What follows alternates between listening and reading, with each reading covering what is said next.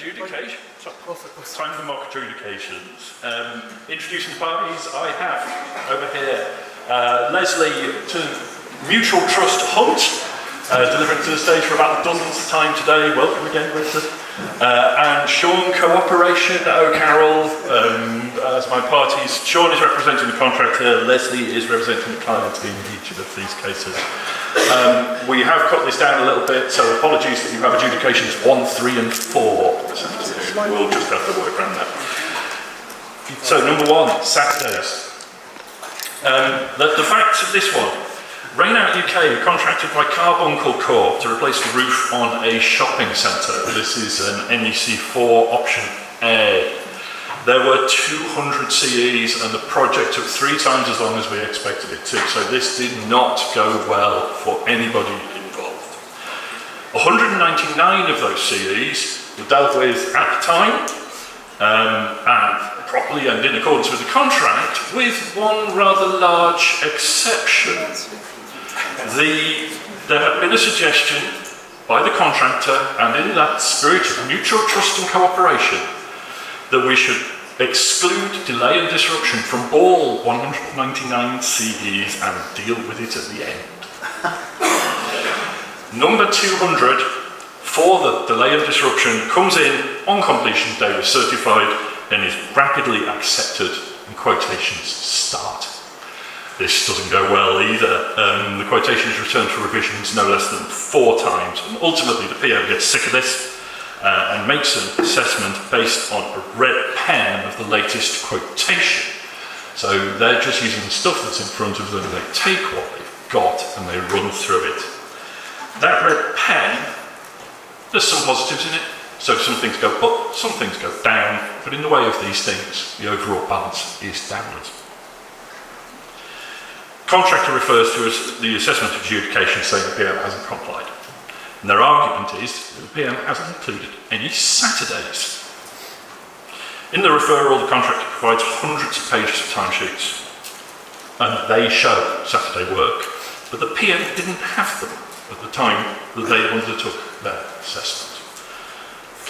So just to remind ourselves, I think we're probably all pretty familiar with this, being this room, but change of prices is effective compensation avoid on defined cost of work done by the dividing date.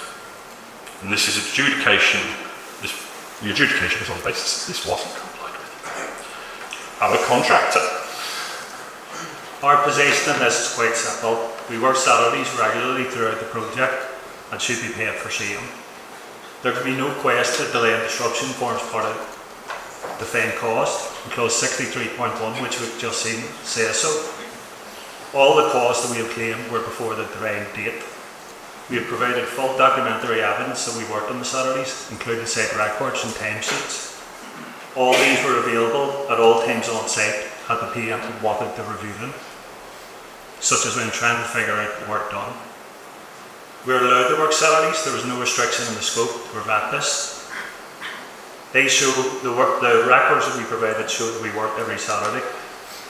Had the project manager been on site more often, she would have been aware of this. And the supervisor was on site regularly, so they were aware of the fact that we were working Saturdays. If we had not worked Saturdays, the delay portion of this year would have been longer and we would have been seeking further delay costs. So we have in fact mitigated costs. We consider the project manager's assessment extremely unreasonable. And followed by the case of our client. I'd like to thank you for your work on this project. And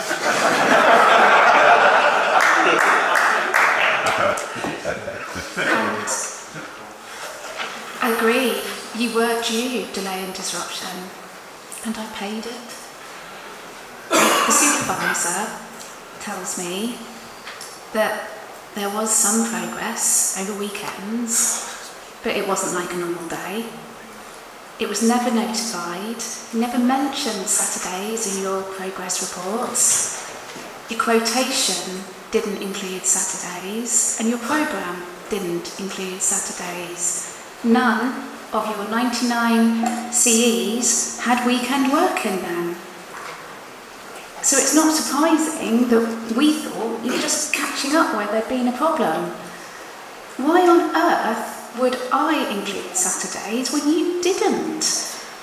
The PM did not have the timesheets that you now rely on, and I don't think it's my job to evidence your assessments, which you could have done with the timesheets. This went backwards and forwards 4 times. Why would the PM have included work on Saturdays? Thank you very much to the parties. There's a minute for you guys to talk about this. I think I'll talk to somebody nearby and hopefully scan the Slido thing that hopefully give you the opportunity to vote. So we got the Slido for adjudication. So if you hover over that one, and then a minute to chat with someone, and then you've got to vote for either contractual or client. Can we vote please, everyone? 65% have gone for the client, and 35% have gone for the contractor. More split than I probably thought it would be. Decision on this one, look, there obviously was delay and disruption, and the PM is obligated to assess on actual defined cost. Agree all of that stuff. The PM decided to assess, they are entitled to do that, there isn't a problem with it. But how can our PM assess defined cost that they don't know even existed? So for that reason, with a nice gavel, because they're a big feature of British courts, we find for the client. Look, why is that? The lessons that fall from this. Share your records. Don't wait for the referral. This could backfire. I would accept that the Northern Irish case does have a level of relevance here, but that was where both parties were off-piste. Here we're saying one party is on-piste and the other one's failed to share records. So how can you take account of records that you didn't even know were there? What falls out of this? Contractors, if you're going to work the weekends, and even if you don't expect it to be part of a CE, make sure it's known, make sure it's agreed, and be explicit about it. We had a reference in there as well to clients, there being nothing in scope. Clients, if you've got things about weekend workings, again, make them explicit, put working hours in your scope. It's a fairly common thing to do, there's no problem with it, and it would force this sort of stuff into the open while the contract's being worked. And PMs and supervisors, in this one, we'd assumed what was going on a Saturday. That's probably a dangerous approach. Figure out what was actually being done and why, so you've got decent records of this so that we can avoid all of this. The main one in here really though is, it's terribly tempting to separate delay and disruption because it's difficult, especially on a big job. In this example we said we've got 200 CEs and it went massively wrong. It's really a bad idea, don't do it. Number 2 then, which is really number 3. So, Northampton road menders are contracted to Borsetshire for a new highway junction. And the dates matter here. On the 14th of February this year, the project manager instructs work to an existing hedge. In the notification, they assume that the contractor will carry out work in this compensation event before the bird nesting season begins. The hedge currently has no nesting birds, that's a fact, it's accepted. The nesting season starts on the 1st of March, which is only 2 weeks away, and our hedge remains available for us to do what we need to until that date. Our contractor provides a quotation, which is based on remobilising in October, when our nesting birds won't be an issue, they'll have gone away. Project manager assesses that quotation and removes all the remobilisation costs that were in the contractor's quotation for coming back in October, citing the assumption and them not complying with it. Contractor refers on the basis that the assumption isn't valid, so their assessment should stand. Just a reminder of the clauses around assumptions.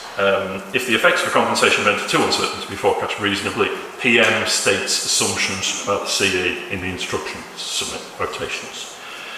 If it's later found to be wrong, project manager notifies a correction. Our contractor. So This issue arose due to late instruction by the project manager rather than for any fault of the contractor. We immediately instructed our subcontractor to come to site. They attended site within 2 weeks of that instruction on the 1st of March. When they visited site, there was visible signs of bird nesting, and we weren't about to break the law to comply with the instruction. The assumption wasn't reasonable, so on the 1st of March, as soon as we seen the evidence, we issued a further compensation event. This was immediately rejected by the project manager, and the project manager then assessed compensation by quotation, removing the remobilisation costs. We have done everything reasonably and tried our best to mitigate the loss, but we can't do this at a loss. It's unreasonable to expect this. And our client?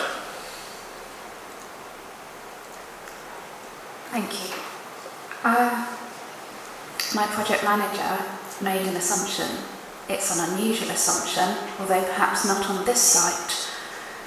It's not my fault that your supply chain is so inflexible. And this is only working on a hedge. You don't need a specialist. You just need a couple of operatives and a digger. I wouldn't have instructed the work if I had wanted to do it myself. If there was an issue, you should have early warned me. If you were not capable of doing this simple task quickly. Besides, clause 63.9 says you should respond competently and promptly. You certainly didn't respond promptly, and you had diggers on site, didn't you? I'll leave everything else to the adjudicator. So there we go, our two loggerheads here. Back to the Slido again. A minute to think about it. Talk to somebody nearby and get your votes in on the Slido, please. So it's a landslide, 97% in favour of the contractor. Very good. So assumptions are really there for where something is too uncertain to be forecast reasonably. There wasn't really an uncertainty here. The PM was absolutely clear what they wanted and when they wanted it, and that's a construct, not an assumption. And if they wanted it done in the next couple of weeks, they should have included that in the instruction, then we would have been into a different argument, I think. Yes, the contract has to respond competently and promptly, but I would suggest that what that means is contextual. And in this case, expecting them to turn something around that quickly just isn't reasonable, so we find for the contractor on this one. But the reason for including this actually came up in the proposed amendments that Glenn was talking about earlier. An issue certainly I've had as an NEC PM is the parties attempting to make assumptions on my behalf. Which is what set me off thinking about this one. At the moment, only the project manager can make a binding assumption. And they can only make assumptions about things that are uncertain. So the example I tend to use in training when I'm talking about this is about a duration. I had a site once where we wanted additional security, but we didn't know how long. That's a PM's assumption for how long you're going to ask for that, and then we can easily amend it later on. So this assumption wasn't really an assumption in NEC terms, it was scope. It was also arguably scope that was impossible. So problems would have come the other way as well. Real lesson here, could have been handled much better if they'd actually talked to each other. I've used the word collaboration there, even a bit of cooperation might sort of got us home. And last but not least, number 4, again, we're retreading something that was talked about earlier a little bit here. There have been a number of contracts let under a framework for Progressive Contractors Limited to construct branches of Isle of Wonder, which is a supermarket chain. They use option C. They've done 2 virtually identical contracts, one let in February 2021, another let in February 2023. The only difference, meaningful difference between those 2 contracts is that the second one includes the January 23 amendments. Works are identical, team is actually absolutely identical, and under Under the 2023 contract, none of the costs of people who were working from home have been paid. despite well-documented contractor protests about this matter. Contractor refers saying they should have been paid as they were in the previous contract. This has already been on screen once today, but we have the 2023 amendments here. The one that matters is the third bullet point, which means that people who are not in the working areas but are listed in contract data can be paid while they are outside the working areas. So this one gets into the subtleties of 2023. Oh, also, we mentioned this earlier on, there is a process for the project manager to agree additional people to be treated as if they were in contract data. Our contractors case. We have a number of roles that have now come back to site after COVID.